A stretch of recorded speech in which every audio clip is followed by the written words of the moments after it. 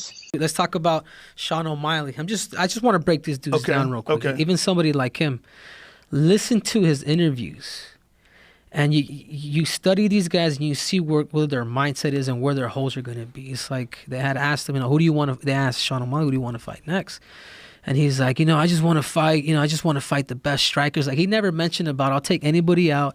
I'll take anybody in the top 10 or 15 or whatever. Because in my opinion, he hasn't really beat somebody that's like, okay, man, you're the real deal. Even though he did beat Weiland and he was a contender, but it's been a long time. And well, he's a young kid that's learning the sport while we're watching him on the UFC. That's what's crazy about him. I mean, you go back to Dana White's Contender show, and he was looser, wilder, fun to watch, but not nearly as sharp. Now he's on a completely different level. Knocking out Wineland like that, faking the uppercut, and then just following over the top with a straight right hand and catching him slipping. I mean, that was fantastic. But that's the point that I'm trying to get to is it's a striking game for him right now.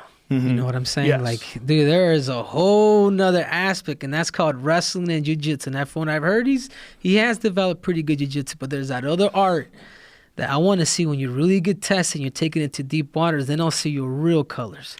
Then I'll be like, okay, man, you are ready to take on anybody in the top 5. I'm going to give you a good example of that. Yair Rodriguez, when he fought Frankie Edgar. That was a good example of that. Frankie Edgar was just, that wrestling was too strong. That ground and pound was too strong. He couldn't keep him off him. He just couldn't do anything about it. Mm-hmm. And that was a great example of that because Yair was this super flashy kicker. I mean, Yair, to me, has some of the best kicks I've ever seen inside the octagon. Wild, flashy shit. Remember when he threw against BJ, he hit him with a 360 roundhouse kick to the face? Do you remember that? Yeah. Bro, that's crazy shit to pull off in a fight. Yeah. 360 roundhouse kicked him in the face. Yair was a beast, and everybody was like really thinking, he's on a short path to the title. But the big hole was that wrestling. It was exposed by how elite Frankie is and how nasty Frankie's ground and pound is. It was a major beatdown, and that's one of those fights where you watch a guy and you go, this guy, it's all about styles because it's all about, whether, if he found someone that played his game, like, oh shit, he's good at that game.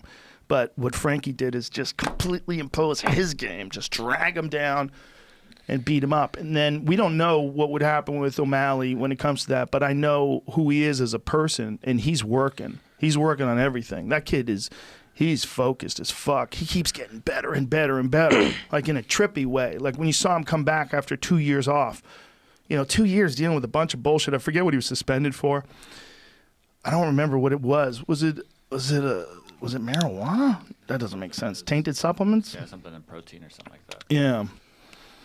Anyway, I'm interested. I'm interested. It is, and it's making the bantamweight division with guys like that. It's making it exciting, man.